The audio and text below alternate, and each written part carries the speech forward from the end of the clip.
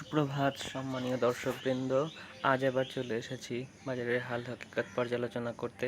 প্রথমেই চলে যাব ইউএস পিক্সের চার্টে। ইউএস পিক্স কী বলছে দেখা যাক। ইউএস পিক্স কী বলছে, daily chart, one day chart এখানে পেয়ে গেলাম। ওয়ান ডে চার্ট, এবার আমরা চার্টটাকে নিয়মিত করে নিলাম। প্রথমেই বলি ইউএস বিক্সের চার্ট, আমরা যে ডাউন ট্রেন্ড দেখছিলাম সেটা বর্তমান আছে। ইউএস বিক্স ডাউন ট্রেন্ড বর্তমান আছে, অর্থাৎ নিচু লেভেলে আছে, মানেই হলো ইকুইটি মার্কেটে স্থিরতা বজায় থাকা। তো তাই আছে, সুতরাং ভয়ের কোনো কারণ ইকুইটি মার্কেট থেকে এখন দেখা যাচ্ছে না। এরপরে ইউএস 10-year বন্ড বলছে যে আমিও রেঞ্জ বাউন্ড, সুতরাং এই দুটি জায়গা থেকে আমরা এখন কোনো সংকেত পাইনি যে বাজারে বিশাল কিছু উত্থান পতন ঘটতে পারে। উত্থান ধীরে ধীরে অবশ্যই ঘটবে। এরপরে চলে যাব ইউএস অয়েল, অর্থাৎ ক্রুড অয়েলের মার্কেটে। ক্রুড অয়েলও ডাউন, ক্রুড অয়েল যে সাপোর্ট লেভেলের কাছাকাছি ট্রেড করছে। এরপরে চলে যাব ন্যাসড্যাকের চার্টে। ন্যাসড্যাক বলছে যে আমি বুলিশ। এটি আমরা অনেক দিন ধরে আলোচনা করছি যে ন্যাসড্যাক কিন্তু বুলিশ। দেখুন, ন্যাসড্যাক যদি অল টাইম হাইয়ের তো নয়, তো রিসেন্ট সুইং হাইয়ের দিকে যায়, তো ইকুইটি মার্কেট, ইন্ডিয়ার ইকুইটি মার্কেট অবশ্যই যাবে। ইন্ডিয়ান ইকুইটি মার্কেট, নিফটি আর ন্যাসড্যাক একই রকম ট্রেজেক্টরি দেখায়। এরপরে চলে যাব ডাও জোন্সে। ডাও জোন্স ডাউন আছে। ডাও জোন্স একটু ডাউন ট্রেন্ডে চলে এসেছে। ডাও জোন্সের উপর নজর রাখতে হবে। ডাও জোন্স কিন্তু এখন ডাউন ট্রেন্ডে চলে এসেছে, সুতরাং আমাদের এই ট্রেড আর চলবে না। আমাদের ট্রেড বদলাতে হবে। ট্রেড হবে এইরকম, আমাদের ট্রেড হবে এইরকম।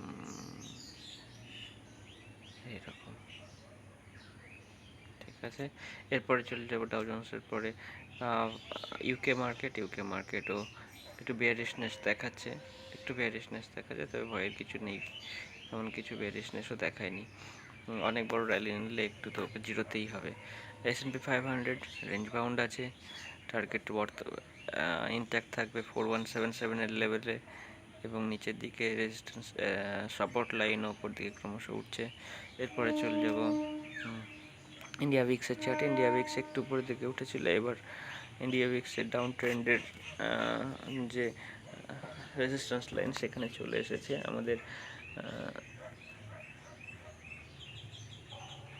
সুপার ট্রেন্ডের যে নেগেটিভ সুপার ট্রেন্ড চ্যানেল, সেই চ্যানেলে ট্রেড করছে। এরপরে চলে আসবো ইন্ডিয়া 10-year বন্ড ইল্ড আরও নিচের দিকে 6.96, সুতরাং ইকুইটি মার্কেটে ইনফ্লো বাড়ছে, এর কোনো সন্দেহ নেই।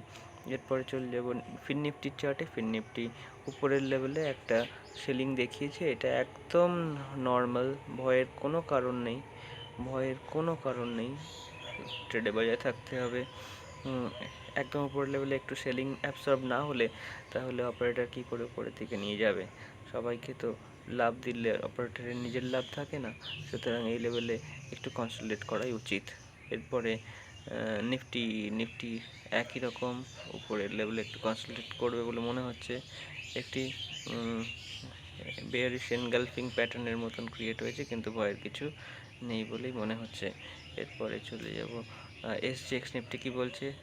SGX নিফটি বলছে যে ফ্ল্যাট ওপেনিং হবে, সামান্য গ্যাপ ডাউন অথবা ফ্ল্যাট ওপেন হবে, কিন্তু এইগুলোই বেশ ইন্টারেস্টিং হয়। সামান্য গ্যাপ ডাউন হওয়ার পরে যখন উপরের দিকে চলতে শুরু করে তো তখন চলতেই থাকে। সুতরাং একটি কথা যে এই ট্রেডটিতে বজায় থাকতে হবে, টার্গেট থাকবে 18,500 লেভেল। এরপরে চলে যেতে হবে ব্যাংক নিফটিও উপরের লেভেলে একটু সেলিং দেখিয়েছে এবং একদম অল টাইম হাই লেভেলে একদম ক্রস করে চলে যাবে। এত বড় র্যালির পরে এটা সম্ভব নয়, সুতরাং এখানে একটু কনসলিডেশন জোন থাকবে, এটাই স্বাভাবিক।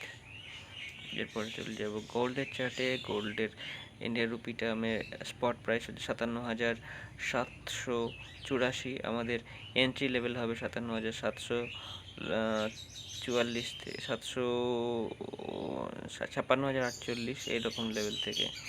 এই লেভেলটা কত রয়েছে? 56,000 থেকে 56,000 থেকে 56,700 এই লেভেলের মধ্যে আমাদের এন্ট্রি হবে। টার্গেট থাকবে 59,204 স্পটে। M6 গোল্ড ট্রেড করছে 1991-এ। M6 গোল্ড নয়, এটা গোল্ডের স্পট মার্কেট ট্রেড করছে। আর আমাদের এন্ট্রি লেভেল হবে 1973 থেকে 1957 লেভেল। টার্গেট থাকবে 2058 থেকে 60। এরপরে ইউএসডি আইএনআর চার্টে চলে যাবো। ইউএসডি আইএনআর বুলিশ হয়ে গেছে। বুলিশ হয়ে গেলে আপাতত টার্গেট থাকবে 82.60 এবং নিচের দিকে এলে আমরা তখন অ্যাকুমুলেট করতে পারবো 81.75 এর লেভেলে। এরপরে চলে যাব ইউরো ইউএসডি চার্টে। ইউরো ইউএসডি এখানে এসে এই চ্যানেল থেকে বেরিয়ে এসে পরে দেখুন একটা ফল দেখিয়েছে। আপাতত এই লেভেল হচ্ছে টার্গেট 1.07 এবং আলটিমেট টার্গেট এটা থাকবে 1.06। এরপর চলে যাবে ইউরো আইএনআর। ইউরো আইএনআর একদম সেম প্যাটার্ন দেখাচ্ছে। আপাতত টার্গেট থাকবে 88.69 বেয়ারিশ টার্গেট। এরপরে ডলার ইন্ডেক্স এখানে এসে রেজিস্ট্যান্স ফেস করতে পারে। তারপরে যদি ক্রস করে চলে যায় তাহলে টার্গেট হয়ে যাবে 104। আপাতত এই লেভেলে একটা রেজিস্ট্যান্স ফেস করবে 102.5 লেভেলে। এরপরে ইথেরিয়াম বেয়ারিশ ট্রেড চলছে এবং বেয়ারিশ ট্রেড টার্গেট হলো ইথেরিয়ামে বেয়ারিশ ট্রেড টার্গেট হলো 1711। দেখা যাক টার্গেট হিট করে কিনা। এরপরে বিটকয়েনেরও বেয়ারিশনেস চলছে, কিন্তু ট্রেড নেমেছে ব্রুট বুলিশ। সুতরাং দেখা যাক এই লেভেল হেল্প না করলে নিচের দিকে যেতেও পারে, তখন বেয়ারিশ ট্রেডের জন্য লেভেল আসবে 29,200 লেভেল। এরপরে চলে যাবে বল্টিক ড্রাই ইন্ডেক্স বুলিশ থেকে একটু বেয়ারিশ হয়েছে, কিন্তু বেয়ারিশ বলা চলে না, কনসলিডেট করছে। তো কনসলিডেশন জোন আগে দেখা যাক কনসলিডেশন জোনে কেমন প্রাইস অ্যাকশন দেখায়। আপাতত ট্র্যাজেক্টরি কিন্তু উপরের দিকেই হওয়া উচিত। এরপরে আমরা ইন্টারডে চার্টে চলে যাব। নিফটির ইন্টারডে চার্ট 5 মিনিট চার্ট দেখব আজকের দিনের প্রবণতা বোঝার জন্যে। তো দেখা যাক গতকাল কি হয়েছে এবং আজকে কি হতে পারে।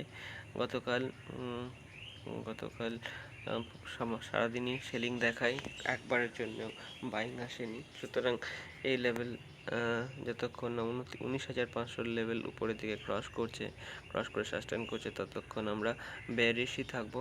আমরা ট্রেড নেওয়ার জন্য অপেক্ষা করবো সুপার ট্রেন্ড কাছাকাছি আসতে। এরপরে নিফটি দেখব।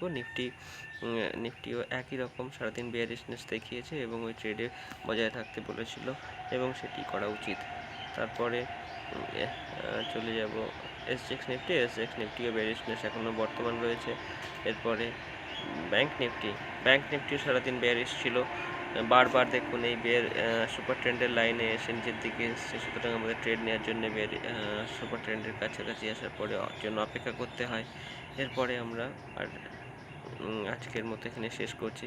আপনারা যারা ট্রেড করছেন সাবধানে ট্রেড করবেন এবং ট্রেড করার সময় অবশ্যই স্টপ লস মেনটেন করবেন।